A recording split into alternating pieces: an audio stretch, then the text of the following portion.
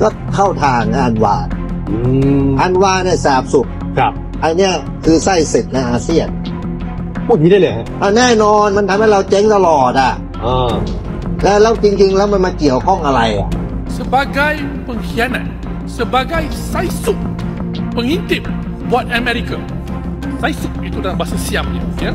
Dan yang bercakap tu bukan orang-orang biasa, bukan level-level influencer. Yang bercakap tu adalah General Rangsi Kittiyansap, bekas ketua radio dan televisyen tentera Diraja Thailand. Tapi tak ada modal saya dengar ada general, mantan general Siam, dia kritik saya. Wah, riuh, pemimpin Siam kritik kita ni apa yang tak cerdik ni. Mau dilaporkan PBB, Ban Ki-moon mengatakan kan masih ada Indonesia. Kenapa? Masih ada pemimpin ASEAN. Kita bisa. Gelombang kritik terhadap Anwar Ibrahim kini datang bukan dari dalam negeri, tapi dari utara, dari seorang jenderal Thailand yang menudingnya sebagai penjual kepentingan kawasan. Dalam nada tajam, sang jenderal menilai Anwar telah memanfaatkan isu perdamaian Thailand dan Kamboja bukan untuk menengahi, tapi untuk menanam citra Malaysia sebagai negara yang paling bijak di ASEAN. Sayangnya, menurut Bangkok, kebijakan itu justru membuat Malaysia terlihat seperti pemain licik yang bersembunyi di balik jargon kerjasama regional. Thailand tampak mulai lelah menghadapi gaya diplomasi Kuala Lumpur yang gemar memoles diri di depan dunia, sambil menyingkirkan kepentingan tetangga. Mediator yang berpihak adalah pengkhianat. Begitu kira-kira pesan tersirat dari kritik militer Thailand itu. Kini, pandangan di Bangkok mulai bergeser, dari semula menghormati Malaysia, menjadi lebih condong mempercayai Indonesia sebagai poros yang lebih jujur, stabil, dan tidak penuh drama. Di mata mereka, Jakarta tetap berdiri sebagai penjaga keseimbangan, sementara Kuala Lumpur sibuk memainkan peran ganda di depan kamera. Di tengah situasi ini, tudingan bahwa Anwar menjual kepentingan Thailand demi kepentingan Malaysia bukan sekadar isu lintas batas, tapi juga tamparan bagi reputasi diplomasi Malaysia sendiri. Ironisnya, di saat Anwar berusaha tampil sebagai juru damai, ia justru kehilangan kepercayaan dari negara yang ingin ia damaikan. Dan di saat itulah, Indonesia tanpa banyak bicara, kembali menjadi nama yang disebut, pemimpin yang tenang, adil, dan tak perlu menjual apapun untuk dipercaya. Thailand, tiba-tiba Donald Trump yang menjadi penengah dan begitu. Saya merasa embarrassing, humiliating. Yang juga perlu saya sampaikan juga ASEAN. ASEAN ini menurut saya, maaf, ini tidak kohesif dulu. Saya agak tersinggung sebagai former leader, tidak boleh mencampuri urusan dalam negeri negara ASEAN dulu. Sekarang dengan New Charter ada kewajiban juga sebagai bagian dari ASEAN Community to respect democracy, human rights, and the rule of law. Ini beda lagi. Tapi poin saya begini, ketika terjadi konflik Kamboja sama Thailand, tiba-tiba Donald Trump yang menjadi penengah dan begitu.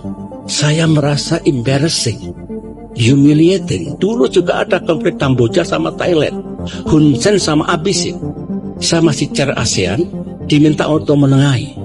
Dan kita tengahi, alhasil berhasil. Bertahan 13 tahun sampai terjadi lagi. PBB mau dilaporkan PBB, Ban Ki-moon mengatakan, kan masih ada Indonesia. Kenapa? Masih ada pemimpin ASEAN. Kita bisa. Nah, kalau saya, Trump itu lebih bagus menjadi sebagai peacemaker-nya itu mencegah perang dunia ketiga. Mencegah membaranya mandala konflik di Asia, di Eropa dan Timur Tengah. อันวาเนี่ยแสบสุด มาเลเซียนะ เอาแน่นอนก็ปะทะ5 วันแรกมันก็เป็นคนจัดให้ประชุม ที่ตกลงหยุดยิง ใช่วันนี้มันลากเราไปเซ็น ครับ ไอ MOU แลกหาญาติกับไอตัวข้อตกลงการค้าเนี่ยโดยอ้างว่าจะมาเซ็นไอปฏิญญาสันติภาพก็เข้าทางอันวาเนี่ยแสบสุดอันเนี้ยคือไส้ศึกในอาเซียนพูดนี้ได้เลยฮะแน่นอนมันทำให้เราเจ๊งตลอดแล้วจริงๆแล้วมันมาเกี่ยวข้องอะไรประธานอาเซียนบทบาทของอาเซียนนี่เขาตั้งมาสำหรับเรื่องเศรษฐกิจเขาไม่มายุ่งเรื่องภายในแบบนี้หรอก แบบนั้นเราจัดประชุมมันกับอินโดได้ไหมมันกำลังทะเลาะกันอยู่เนี่ย ก็มีเรื่องดินแดนเหมือนกัน มาเดี๋ยวเราจัดมาแล้วเราเข้าข้างอินโดแบบที่มันทำกับเราใช่ไหมมันใช้ไม่ได้ Tapi tak ada model saya dengar ada jenderal, mantan jenderal Siam, dia kritik saya. Wah, riuh, pemimpin Siam kritik kita ni apa yang tak cerdik dengan ni. Tular baru-baru ini, minggu ini, satu rakaman video dalam bahasa Siam, Thai, yang melabel pemimpin yang kita sayangi, Yang Amat Mohamed Tambun, sebagai pengkhianat, sebagai saisuk, pengintip buat Amerika. Saisuk itu dalam bahasa Siamnya, ya. Dan yang bercakap tu bukan orang-orang biasa, bukan level-level influencer. Yang bercakap tu adalah General Rangsi Kittiyansap, bekas ketua radio dan televisyen tentera diraja Thailand.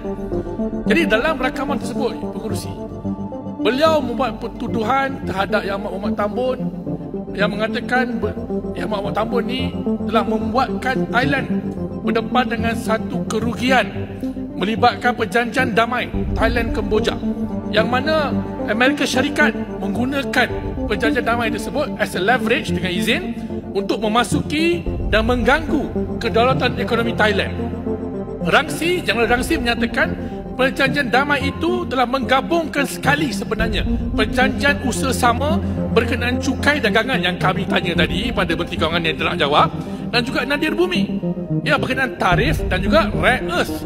Jadi General Rangsi ini marah kerana perjanjian yang Tambun jadi orang membidankannya sebagai orang tengah memudaratkan Thailand dari segi ekonomi dan perdagangan. Jadi, tapi yang saya kesal lah, macam mana dia tuduh Yang Amat Mohamed Tambun sebagai pengkhianat dan saisuk, iaitu spy, antik kepada Amerika. Kepada kerajaan Thailand, minta mantan jeneral tu minta maaf. Tak ada, dah 3 hari dah ni. Kenapa tak ada? Tak ada. Pejabat Perdana Menteri pun tak ada keluar kenyataan. Yang ada Tok Mat Hassan bagi tahu, ini parti kecil, parti yang tak menang pilihan raya. Orang bukan kira parti menang tak menang pilihan raya. Anwar Ibrahim pun tak menang pilihan raya. Sekarang ini negara Thailand ni keluar kenyataan. Mantan jeneral tau. Ini bukan Harun TikToker, ini bukan Wan Hadi TikToker. Ini mantan jeneral yang keluar kenyataan. Kenapa tak suruh menteri luar hantar memorandum, minta penjelasan daripada negara Thailand? Tak ada. Bermakna apa? Guys, dah 3 hari dah ni. Saya tanya dengan korang, dah 3 hari dah. So tak ada kenyataan daripada kerajaan kita minta penjelasan tuntas. Anwar kan selalu guna bahasa pelik. Kenyataan tuntas daripada negara Thailand untuk buat permohonan maaf kepada Perdana Menteri Malaysia. Ada tak ada? Tak ada. So kalau tak ada, bermakna apa? Dan Anwar tak ulas, Anwar tak cakap, sedangkan benda ni dah viral dah. Bermakna apa? Bermakna benda betul. Itu je. Apa susah sangat kita nak fikir? Jangan percaya saya cakap, kau fikirlah. Benda dah viral, teruk viral kok sampai hari ni, sampai ada TikToker kena tangkap. Bagaimana pendapatmu mengenai ini, Sob? Tulis di komentar.